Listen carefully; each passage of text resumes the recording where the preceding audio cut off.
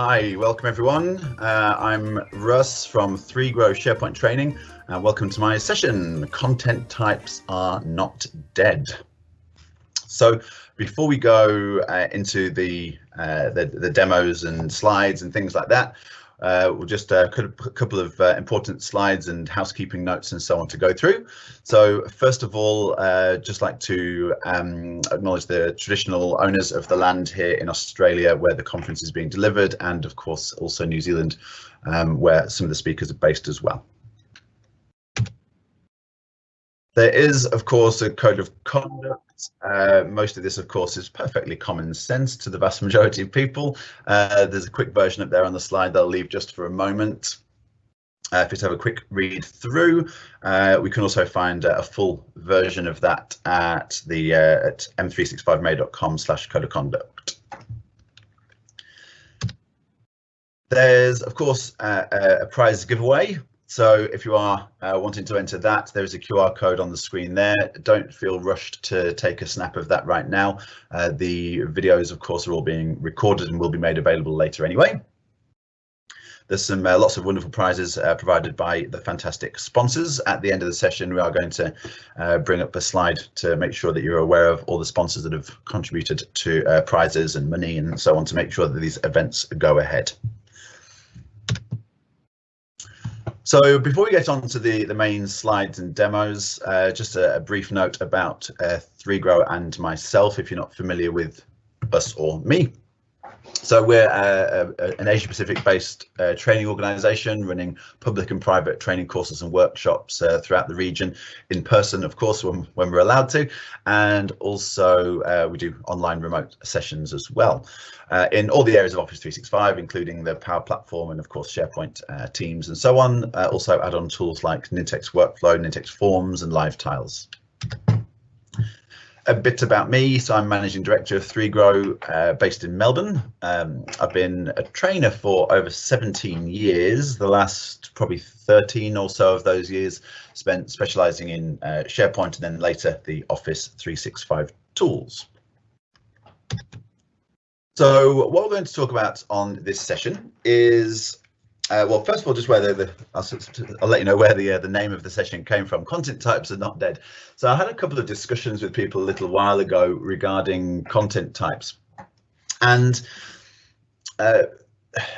people said to me things like content types are dying. No one's going to be using content types soon because you've got the likes of Office Graph. So Office Graph, if you're not familiar, I mean I'm no developer, but my business user understanding is that Office Graph essentially analyzes your activities within Office 365 and your interactions, and then determines based on that what you're most likely to want to find. And people say, oh, Office Graph knows what you're looking for.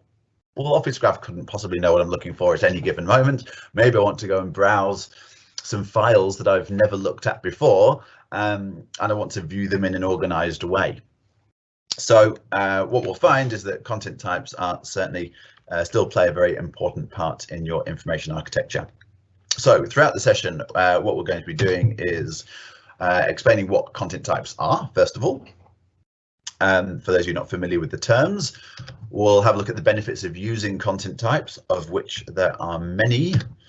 We'll have a look at quick demos of creating and managing content types. We'll have a look at how to add those to our lists and libraries. We'll also talk about the Content Type Hub, which is a tool we can use to publish content types out to the whole organization. And we'll also talk about managed metadata. So this has been around along with the Content Type Hub. Managed metadata has been around since SharePoint on-prem 2010 and has been around since the beginning of Office 365 as well. So I'll talk about the benefits of that. We'll go through a few demonstrations just to make sure that we're happy with how this kind of fits together. So first things first. The most common mechanism for categorizing and organizing files in most organizations is folders. But folders are, in my opinion, generally not the best method of categorizing files. The main reason being that folders provide a very rigid structure that only suits certain one particular situation or purpose. So, for example, looking at the example we're going to be talking about in some demos is, let's say, customer documents such as invoices and quotes. Now, if we organize those, let's say by customer, then subfolders per job number, then subfolders for invoices, quotes, and contracts, that's fine if I want to see all of the invoices for that job for that customer. But if I want to see it in any other way, then I can't. If I want to see all of the invoices we raised as an organization between 2 particular dates, or all of the quotes that I raised as an account manager in the last 30 days, things like that. So I don't have that flexibility. Your information is siloed off into these little kind of sub-containers. Again, people will use the argument of search. Well, why can't you just search?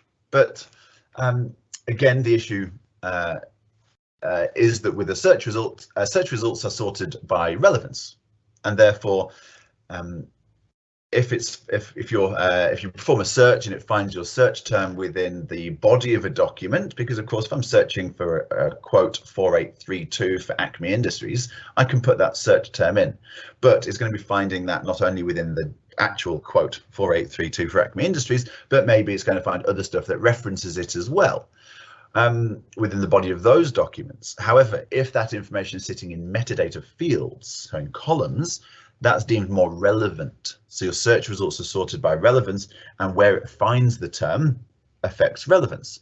If it finds your search term within the body, that's less relevant than if it's found it in the metadata, the properties of the document. So content types and metadata in general do certainly help with that. So they don't allow that flexibility, as we said.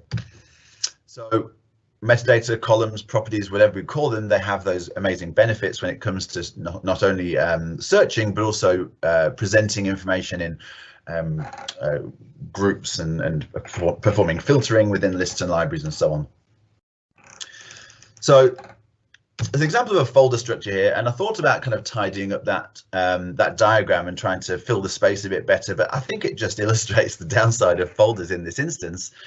So for example, meeting documents, often organizations may store their agendas and minutes in, they'll create a folder per year, then a folder per month.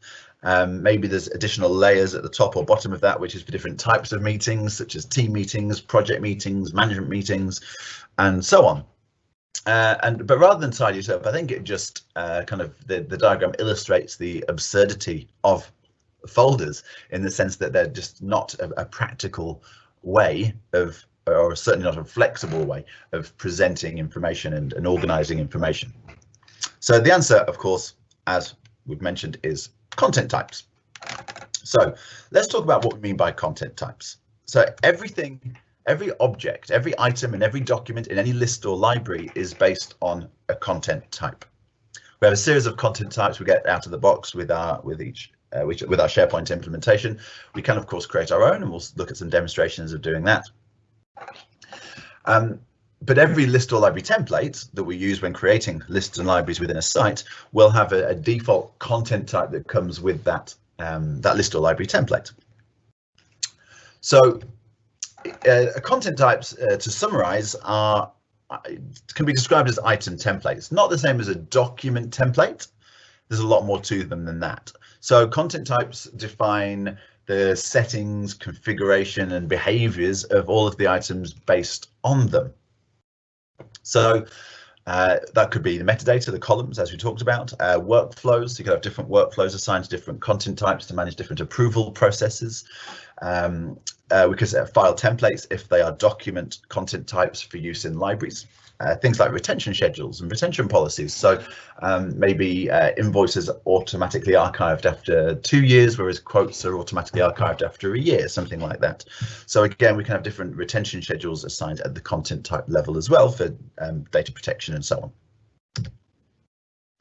So why we should use content types? So the example I used just a moment ago is we want to store customer related documents such as invoices and quotes in the same library, but they require slightly different metadata from each other. For example, with a quote, we need to know who the customer is, who the account manager is, the currency value associated with the quote, and the date it was raised, the quote date. Invoices are very similar, but we have the addition of the PO number, which is a mandatory property. All of these are mandatory. So customer, account manager, amount and date raised, the quote date, are mandatory for quote. Customer, account manager, amount, date raised, and PO number are mandatory for invoices. Now, what we could do, and what's quite a common scenario, is to add the columns at the library level. But the problem behind that is, well, two potential issues. If we add the columns at the library level, they will affect everything in the library. So therefore, what do we do about that PO number column? As we said, the PO number column is mandatory for invoices, shouldn't exist at all for quotes. Therefore, if we add those at the library level, what do we do about that PO number column if we want to store all of our invoices and quotes in the same library, which we probably do, because we want to be able to see all custom related documents in one place. So the option we have is to make all the columns mandatory apart from PO number, because that will allow the user to populate PO number for invoices and leave it blank for quotes. But it also allows users to populate that value for quotes and leave it blank for invoices. So in short, the user is being left to make the decision as to whether or not they should populate certain values depending on what they've created or uploaded. First tip of the day, don't let users make decisions if you can help it, because especially in that scenario where if we make it optional, the user has the option to leave it blank, a lot of users probably would. If they have the option of either doing something or not doing something, then often they won't.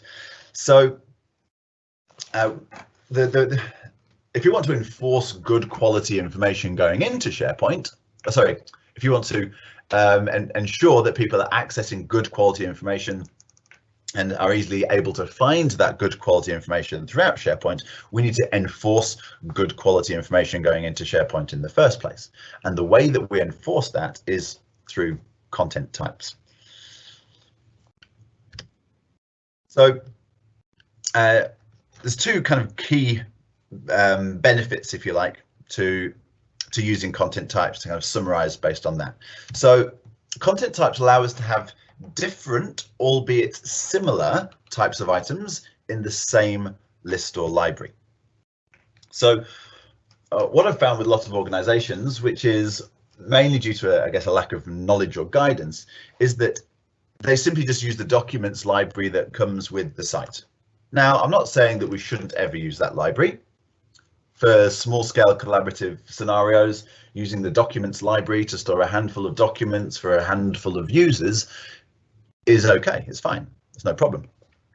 But if you need a more comprehensive structure, then I certainly would recommend against storing everything in that documents library, because if you put everything for a team in that one library, metadata essentially becomes unusable, because in a single library, if you're storing anything from invoices, quotes, contracts, meeting minutes, meeting agendas, policies, procedures, the metadata requirements of each of those is very, very different from each other.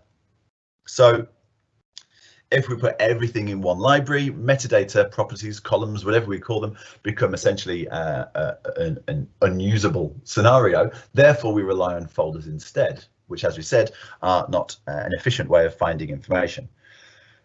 Apparently, the average amount of time spent looking for information by the average user is 30% of their working day, which, if you imagine based on an 8-hour working day, is over 2.5 hours a day, whether that's browsing a folder structure, flicking through a filing cabinet, scrolling down through your email inbox or something like that. All of those things contribute to approximately 30% of the average user's working day. If we could even knock an hour off that, that's saving 5 person hours per employee per week. For every 8 members of staff, that's a full annual salary's worth of time, which is substantial. So we should be doing everything we can to make the accessing of information a lot more efficient. So if we try and cram everything into one library of various different types, we end up having to use folders for that. So what my recommendation therefore is to split things out into collections of related information. I'd have a library for meeting documents where I'd store agendas and minutes. The reason being they have similar metadata requirements, but and also I want to be able to see them all together. I want to be able to see all agendas and minutes for certain meeting types delivered between two certain dates, or I want to see all of the meeting agendas from meetings where I was the chairperson. All of that is possible if I have that metadata. If they're in the same library, I can see it all together. I'd then have another library for my policies and procedures. I'd have another library for my custom-related documents in the case of a sales site, such as invoices and quotes. So we collect similar content together because we want to see them together and they have similar metadata requirements. But if I put them in the same library, as we've said, if I use library level columns, that's not going to allow me good quality information. I'm not enforcing good quality information if I'm allowing the user to leave the PO number blank for invoices or populate it for quotes. So by using content types, we can control that at the library level per document.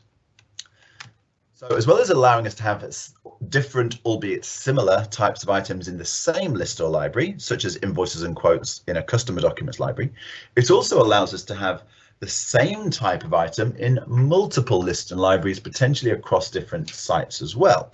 So for example, each regional sales team site, such as Victoria, New South Wales and Queensland and so on, can each have their own customer documents library that each use the invoice and quote content types. That allows that consistency, because if I then go and update the invoice content type, that will then have a huge knock-on effect. It will then go and, if I decide, okay, well, we need a new piece of information for invoices, we now need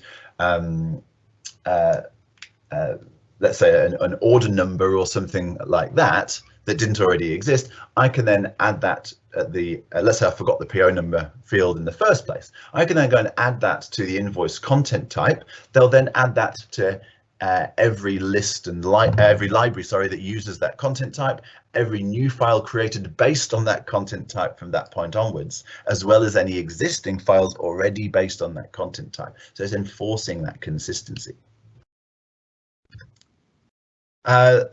Other reasons that we should rely on, that we should have an understanding of content types, is that certain features rely on that knowledge.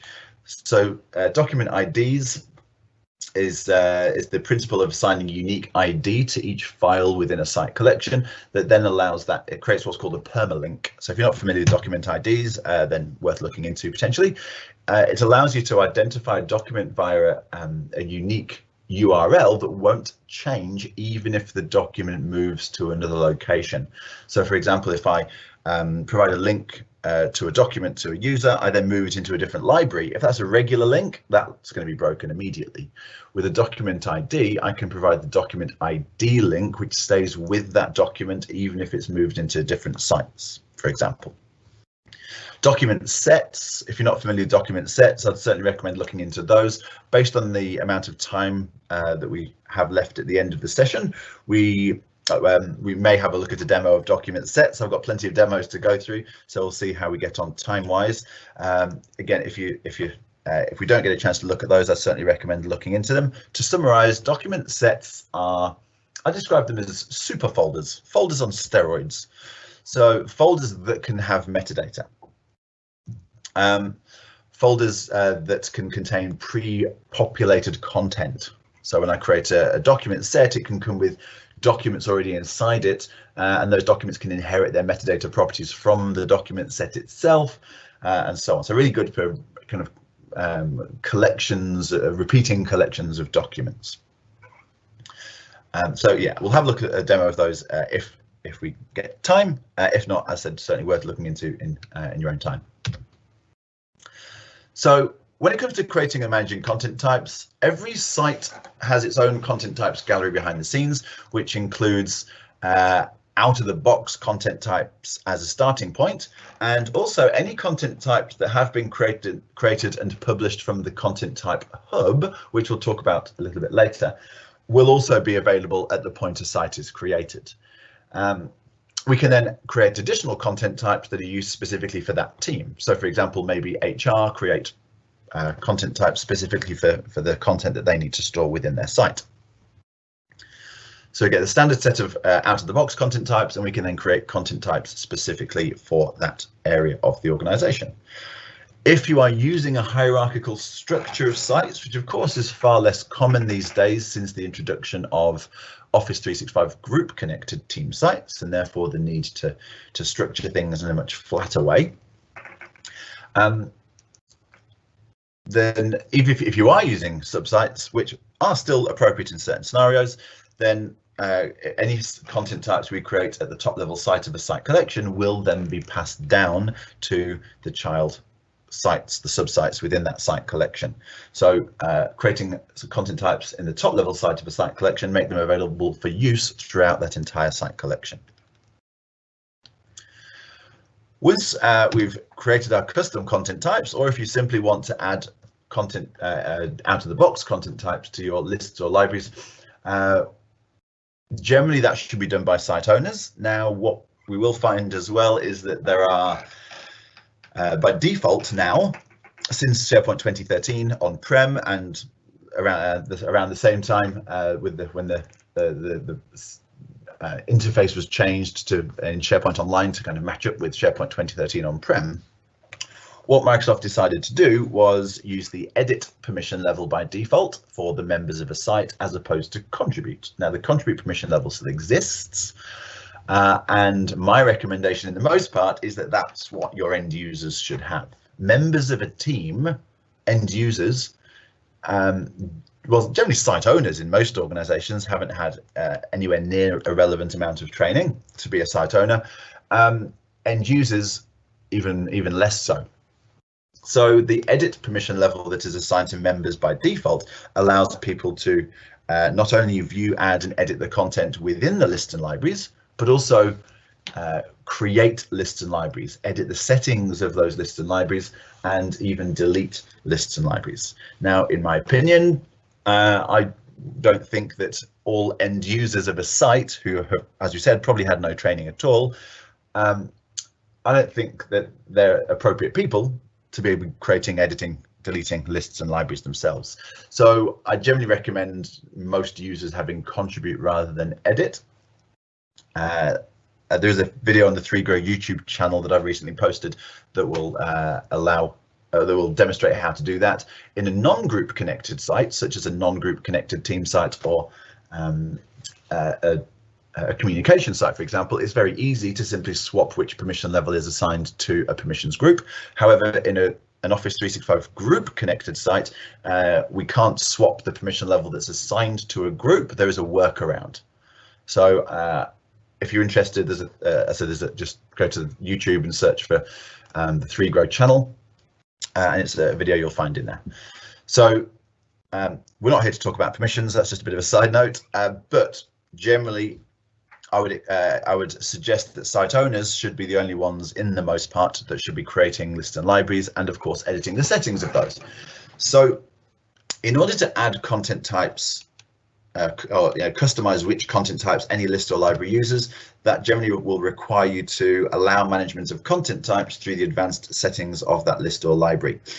Once you've done that, you'll then be able to add site content types to that list or library, which then gives you a local list or library level copy of that content type. The idea is that I might add the meeting agenda content type to 5 different libraries. One of those libraries it needs an additional piece of information that the other 4 don't. So what it allows me to do is just tweak the content type at the library level for those exceptions, rather than creating a new site content type just for you with those changes, just for use within that one list or library.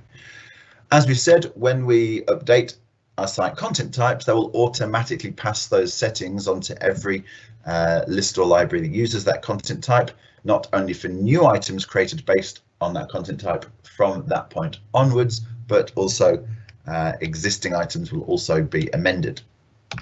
For example, just to explain that via a diagram, the invoice site content type, we then add that to 4 different libraries. And of course, it will take all its columns and settings with it. If I then go and update it by adding a column, making changes to columns, maybe providing a document template, that will then add that column to that content type in every library that uses it. As you said, not just for new items created from that point onwards, but also existing items will then have that column available. On to the content type hub. So the idea, as I mentioned this briefly earlier, the idea of the content type hub is it allows us to create these content types at an organizational level. We can then publish those content types from the hub, which once the appropriate timer job has run, which normally takes, it runs every hour or so, it will then publish those content types along with any additional columns and so on into every site collection within your SharePoint environment. Now, the content type hub is a principle, as I said, that's existed since 2010.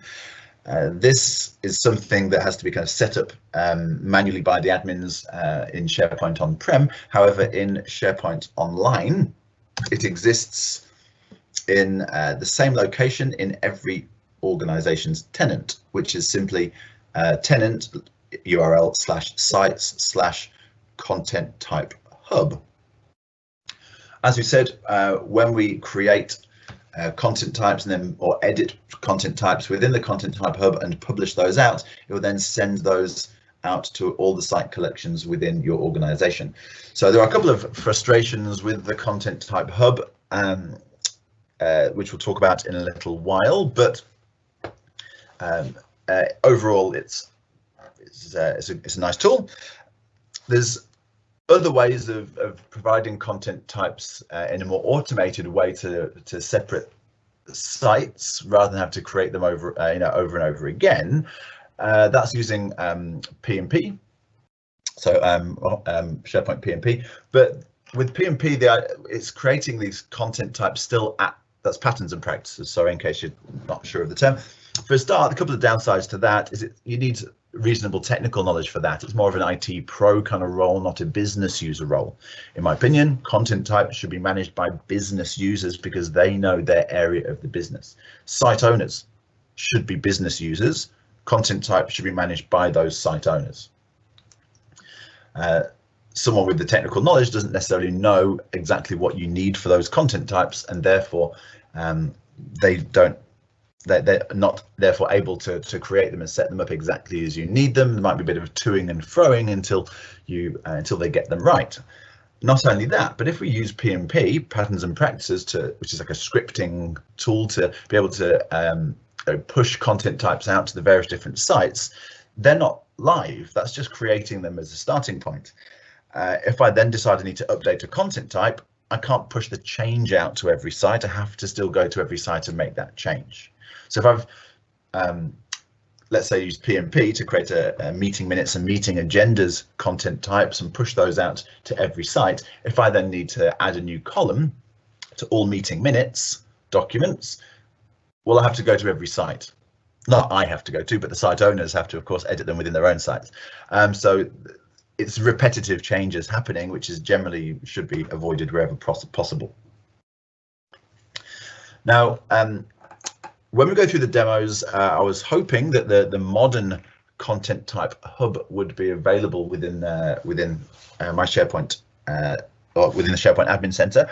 However, it's not quite there yet. So I have just grabbed a screenshot from SharePointJeff.com, who has a couple of has a blog post about the modern content type hub. Now, through the Site Admin Center, you'll see, again, we'll see this in my demos as well in a moment, but the bit we'll have missing is the content type gallery and the analytics. The modern term store is now there. That's where we manage our manage metadata term sets, but the modern content types gallery is not there yet. So it will still be storing it within that same content type hub, but we don't need to go to the content type hub to do that anymore, or at least we won't once we have the modern content type gallery through the admin center. They'll still be stored in that gallery, in that site collection, but we could also manage them now through, or we'll soon be able to manage them through that modern content types gallery. So, a couple of warnings. As we said, when we publish a content type from the hub, it will publish it to every site collection, which is not the end of the world. It's just a bit frustrating because let's say I've got a content type that's only relevant to sales sites. That means that we have to publish it out to either we have to create it in the content type hub and publish it to every site collection, even non-sales sites, or we have to create it individually in each of the sales related sites, which could be the main sales site plus 8, 10, 12 regional sales team sites. So we're either repeating ourselves by recreating it over and over again, and if we need to change it, editing it over and over again, or we have to create it in the content type hub, publish it everywhere, that then allows you to allows non-sales people to use sales related content types, which again is not the end of the world, but it's just more clutter when browsing through that content types gallery of their site and so on. So there's an exception. It will publish the content type to every site in the every site collection in your tenant, apart from any sites which already have a content type created at that site level of the same name. For example, if New South Wales had already created an invoice content type for their site, and then we create one called invoice in the content type hub and publish it out, every site apart from New South Wales will get that new content type from the hub. New South Wales are left with just their local copy with their site level of that content type. So any changes made to the invoice content type in the hub won't affect New South Wales. The main frustration there as well, though, is that it doesn't actually tell you that. It doesn't tell you that it's not published it to certain sites. At the point of publishing, it just says, yeah, that's done. Within an hour, that content type will then be added to every site except any that already have a content type of the same name. So yeah, the fact that we don't know about it is potentially an issue because you think it's worked, but it potentially hasn't added it to every site. All right, so we'll get onto the demos in a moment, but last little thing to talk about is managed metadata, so we can bring all these things together into the demos. So the idea behind managed metadata is you may or may not be familiar with something we can turn on per list or per library, which is called enterprise keywords. Now, the idea of the enterprise keyword setting is that it adds a column to that list or library that allows users to tag items with terms or values or text fields that don't already exist in any other of the items columns. So, for example, let's say we've got a load of products listed and someone keeps searching for the SharePoint manual product. But it's not finding the SharePoint manual when they search because it's not called SharePoint manual, it's called SharePoint ebook or SharePoint courseware or something like that. So the idea of something like enterprise keywords is that it allows the user to add additional kind of searchable or relevant terms, so kind of synonyms and so on. The great thing about enterprise keywords is that it is a free text field, so people can tag it with whatever they like. The downside is it's a free text field and people can tag the items with whatever they like. So it's good that it allows the flexibility. The downside is that it will people can tag things with terms that are just not relevant. What managed metadata allows you to do is provide a set of terms that the user can then use for tagging in certain scenarios. So a term set that's created through the managed metadata term store is essentially a collection of terms. Those terms are then used as a potentially hierarchical set of choices for a column.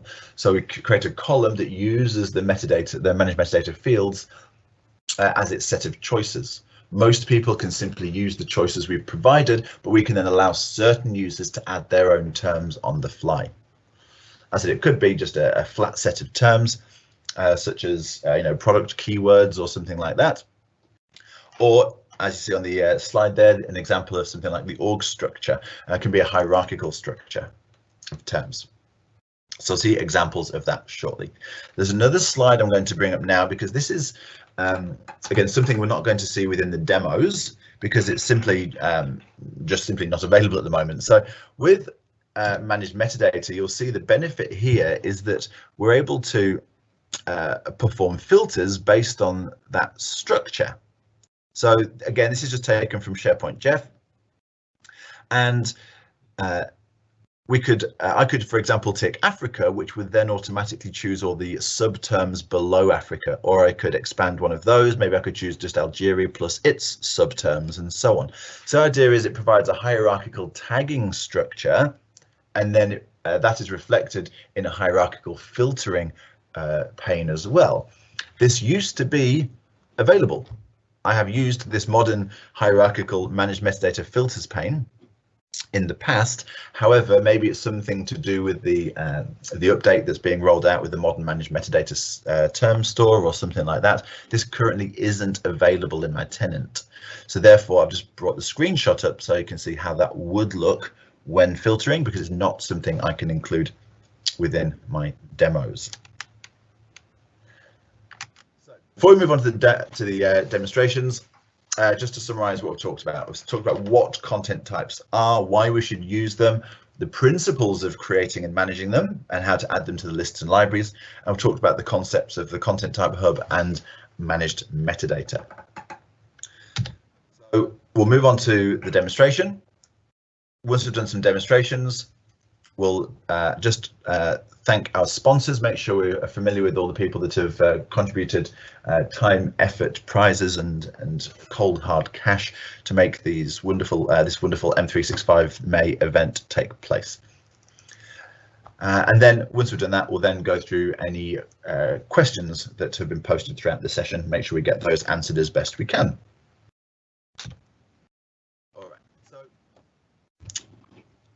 Just a couple of demos just to illustrate the benefits of content types. So first of all, we talked about the benefits of invoices and quotes, for example. So here, I've already set up the content types. We'll see how this looks from an end user perspective. And then what we'll do is have a look at how that's set up behind the scenes.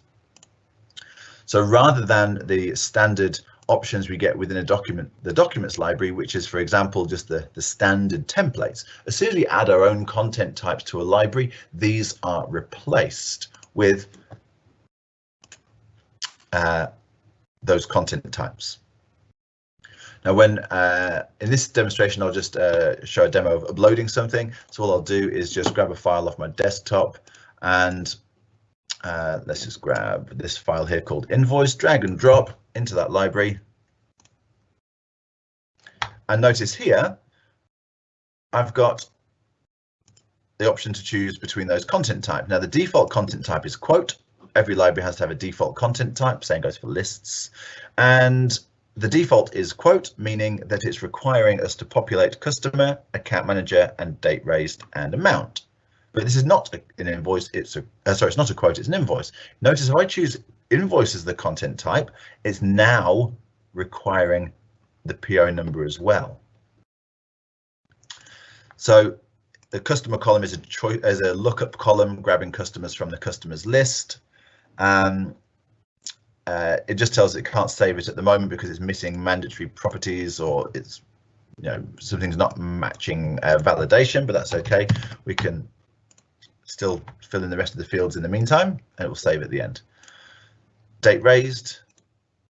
Notice that what I've done is when creating the columns. Okay, so there's another piece of validation in there that I'm missing, which is stopping same values being used, and now all those metadata fields are saved. So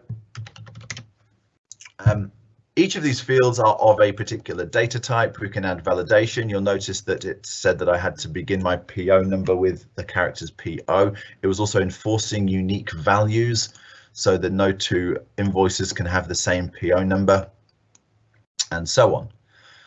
Now, what we can also do is, of course, when creating a new file, I've also included the quote template in there as well. But what may frustrate the users is they fill information in here, such as who the customer is, who the quote date, the account manager, and so on.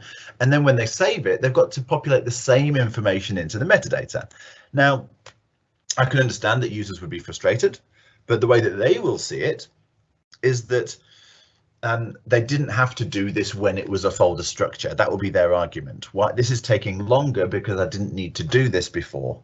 I didn't need to set these properties before.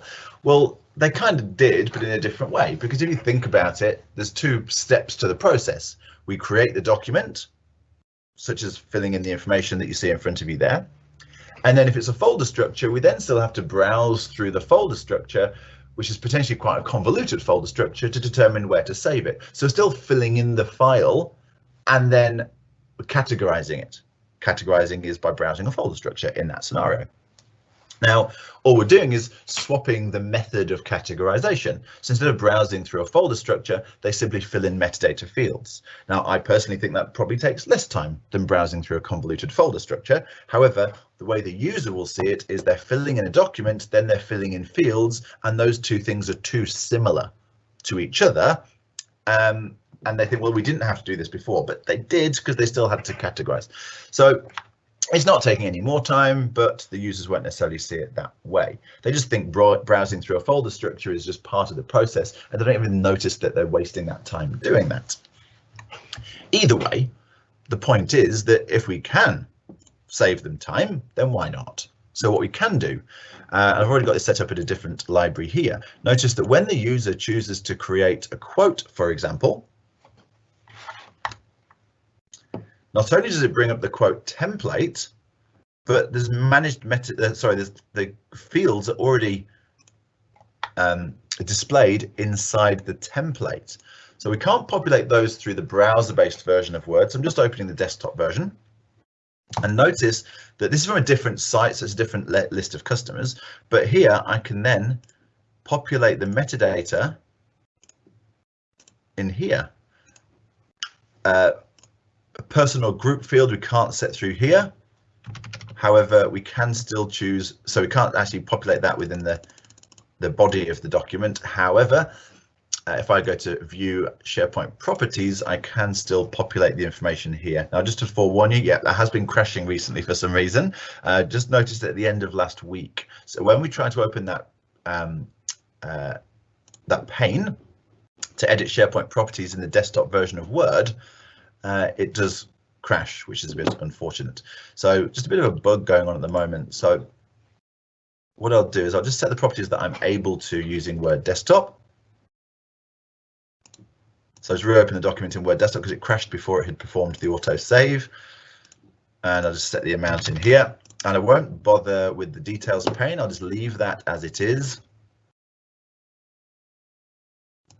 So I've just left the account manager blank. Notice this information is now populated inside the document. And let's just give it a more meaningful name. So quote followed by a number. Once that's saved, if we then close that browser tab and just expand the 3-row group, expand the quotes group. So this is the benefit we get of folders, of course, it is flexibility. And here is that brand new quote. Notice the information that I populated, such as the customer, it's in the 3-row group because of the information I input into the body of the document. So the fields inside the document are the metadata fields. As we said, we weren't able to set the account manager through the body of the document, and the SharePoint properties pane is currently crashing within Word. So what we'll do is just populate that value through the SharePoint interface instead. Again, this is another slight bug that sometimes occurs. It's to do with my browser cache. It thinks I still have it open even though I don't, so it won't actually let me modify it. So we'd have to just clear the cache. I've not seen that happen for a little while, but it seems to be creeping back into SharePoint, which is a bit frustrating. So because all of the documents are based on an appropriate content type that then captures the appropriate metadata, that then allows us the flexibility to present the information in different ways. So if I just display a flat view of those documents. Each of those files, we have the appropriate content type, the customer, account manager, the amount, the date raised. We've then got fields that are maybe specific to the content type, such as PO number for invoices. That then allows me a much more flexible approach, because instead of that fixed, rigid folder structure, I can now say, well, group by account manager, then within each account manager group by customer. So I've got that layered, I've still got a hierarchical structure. I've got simply grouping just by account manager without the customer grouping in between. Grouped by year. There isn't even a year column. I've created a calculated column that extracts the year from the date raised, and I've grouped by that. I've even got summaries per year and so on. So the flexibility to view information in a variety of ways, depending on how we want to see it and what we want to see at any given moment. Much, much more flexible than folders.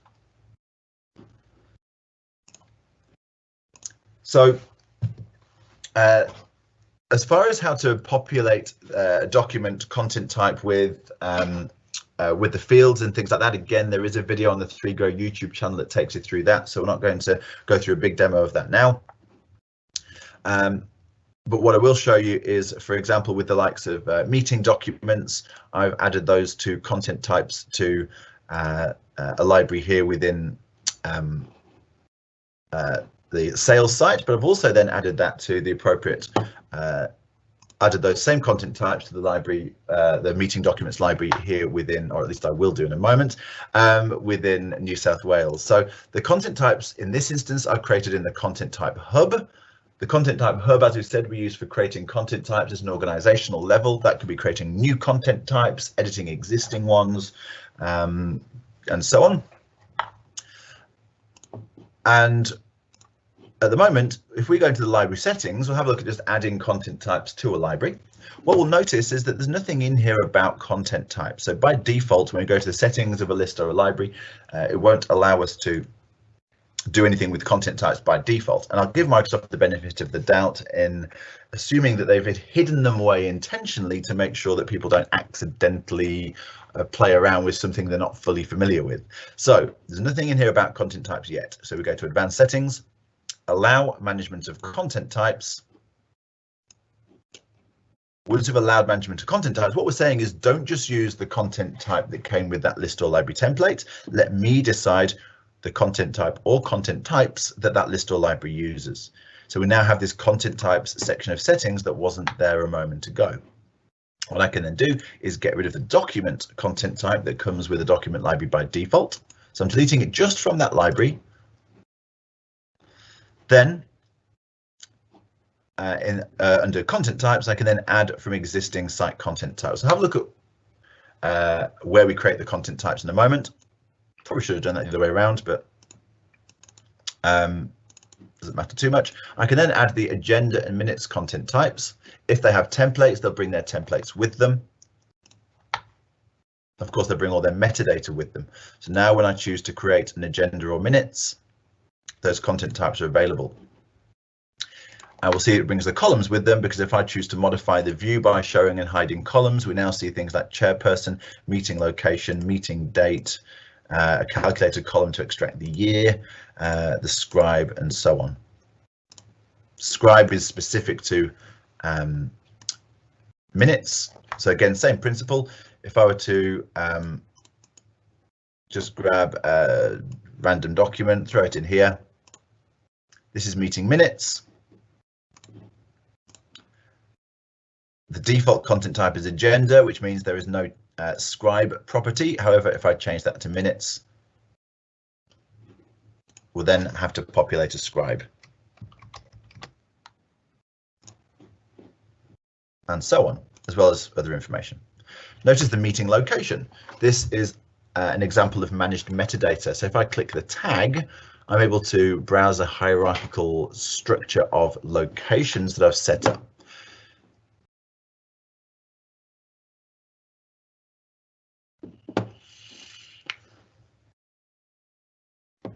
Now it's just taking its time to open. in the meantime, what I'll do is I'll just jump into the SharePoint Admin Center. So here in the SharePoint Admin Center, we have Content Services. Now, this is a new option that's just become available. As we said, soon we'll also have the content types gallery in there as well. But for now, at least we do have the modern term store.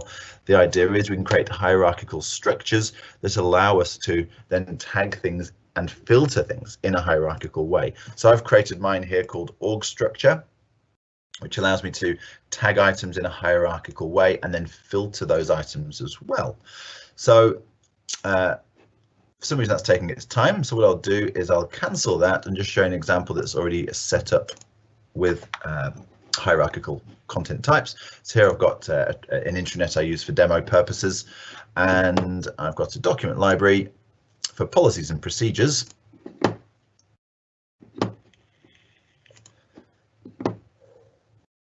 And against each of those, I've tagged them with the appropriate properties here, so who that policy or procedure is relevant to.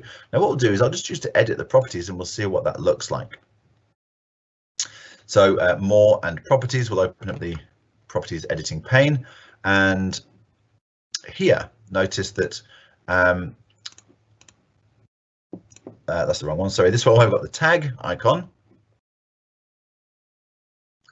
It gives a hierarchical org structure. So this is tagged with all company, meaning of course the policy or procedure is relevant to everyone in the organization. What I can do instead is browse through that hierarchy and just tag with sub terms instead. If I decide there's a team that's not listed at the moment, then I have permission to actually add this on the fly as well. So for example, let's say that here we've got a maintenance policy which is assigned to logistics. Maybe I want to add an additional team there. So again, here I can choose to tag. In the hierarchy, notice that under operations, I don't have a maintenance team, so I can add it. So the operations selected, they've just moved this option. It's just under the ellipses now, add a new term, and term on the fly. If I were to then go back to the admin center and just refresh the term store, we'll find that it has been added in here as well. We can also in here we can add synonyms so that when someone's tagging, they don't necessarily know that it's HR versus human resources. So by adding synonyms, it allows us to the user to tag in a variety of ways. So for example, if I wanted to tag this item as well with, let's say, let's just go to edit all properties. If I wanted to tag it with human resources, if I start typing, notice it's not coming up with this. Oh, this is eventually coming up with a suggestion because I have already added human resources as a synonym. So the user doesn't know whether it's HR or human resources. So when they type to tag as opposed to browsing the hierarchy, they're not sure which to use. It doesn't matter because we've got the synonyms applied. All right, so quick demos there of managed metadata and applying content types. These just as a reference, we're just running out of time a little bit, which I thought might happen. So when creating and managing content types, we do this at the site level by going into the site settings and then through the site content types gallery. We can create and manage our content types in here, such as they receive as meeting minutes and meeting agenda. It's a good practice as well. I'll show you this in the sales site to create content types in a hierarchical structure so that we can kind of pass or group them together and pass changes down. So with invoice and quote, for example, what we'll notice is that in the content types gallery, I've created a generic content type known as sales doc or sales document. To that, I add any columns that are relevant to all sales related content types. And then invoice and quote, their parent is sales doc. So any changes I want to make to all sales documents, I can make that once. So if I were to create a new column here, add from new site column, and just call that year raised, we'll make it a calculated column and we're going to extract the year part of the date raised.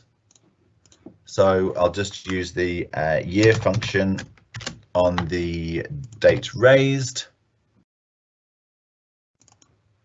And I know that that will also give me 1,000 separator. So what I can do is apply the left function to that, extract one character.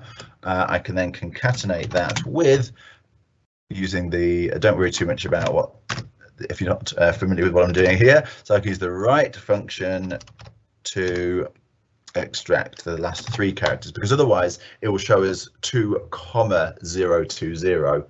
So I'm just asking it to use the first character and the last 3 characters. So it removes that comma, the 1,000 separator. It will add that to all the content types by default, which means that as soon as I then go into my customer documents library, I have a new column now available in the view, which is going to be the year raised.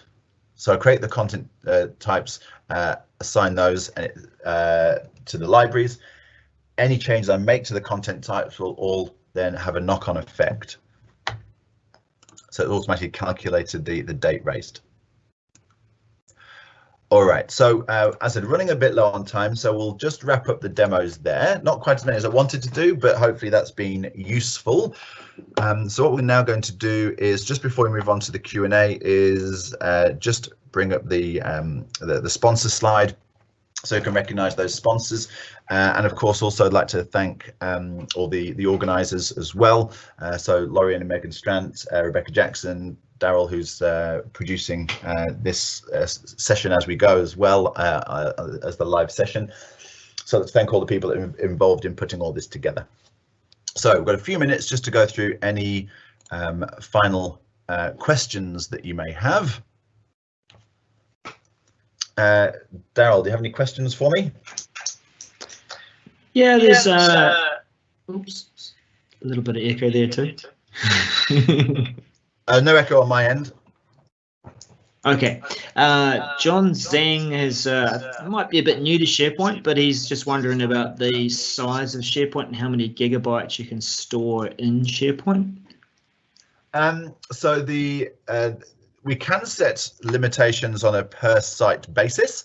So for example, through the SharePoint Admin Center, when we go to our list of sites, we have, here you'll notice we have, this is your organizational total. So depending on the licenses that you have as an organization, you get X amount of storage for the organization plus an additional X amount of storage per licensed user. But the reason I'm using X as the example is because as it's very much dependent on the license that you use. So that's your organizational level. What you'll then find is that per site, we also have the ability to set a size limit, a storage limit per site as well. So if I just go into the settings of the site, here we have the storage limit, which we can edit on a per site basis. So there's a few factors involved, but they're the two main things to point out. Another good question from Anonymous. Is it possible to permission trim the content type, either out of the box or in PNP? So I'm assuming what they mean by permissions trim or security trim is to allow it only to be available to certain people. It's difficult to tell what they mean from the question, but a quick answer, certainly through the browser. Not sure with PNP. I'm not an IT pro or a developer myself, but certainly through the browser, there's no way of security trimming the content types, whether that's making them available only in certain sites when publishing from the hub, or who is allowed to use them within the libraries. Either way, no, you can't do that through the browser. So anyone who's got contribute permissions within a list or a library can use any content types assigned to that list or library. Any content types published from the content type hub will be published everywhere, every site. So what I'd recommend when publishing from the hub is to put them in groups. So when you publish them from the hub, you put them in a group called sales, and that essentially tells salespeople that they should use those or can use those. Whereas if they're under a departmental heading that's not in their own department, then they shouldn't use them, but they can if they want. They've got, as at the end of the day, it's their own team site. Whatever they do in their team site is up to them. It's their team site. It's only going to affect their team. So Great. Well, not supposed to, then that's fine. That's great. Thank you, Russ. And thank you for all those who did join and get a good start or a good heaping of the changes and information there around using content types. Absolutely. The main thing is, just to summarize, is to thought and planning, forethought. The more planning you put in up front, the more straightforward it'll be. Changing content type structure retrospectively is a bit awkward, so I just recommend putting a bit of time and effort into planning this at an organization level and a team level before we dive in. Couldn't agree more. Yep. Good pile of post-it notes and a whiteboard would help. Exactly. Or of course you can use Microsoft Whiteboard and digital notes, so we can modern workplace and all that. Oh yeah, and COVID protocols. At the moment. But thanks again, Russ. Thanks again for everyone for joining. This is our last week, so do make the most of it. There are plenty more sessions to attend, so do add them to your schedule. Videos are eventually appearing on the Regarding 365 YouTube channel. And thanks again for coming along. Bye for now. Thanks everyone. Thanks, Dale.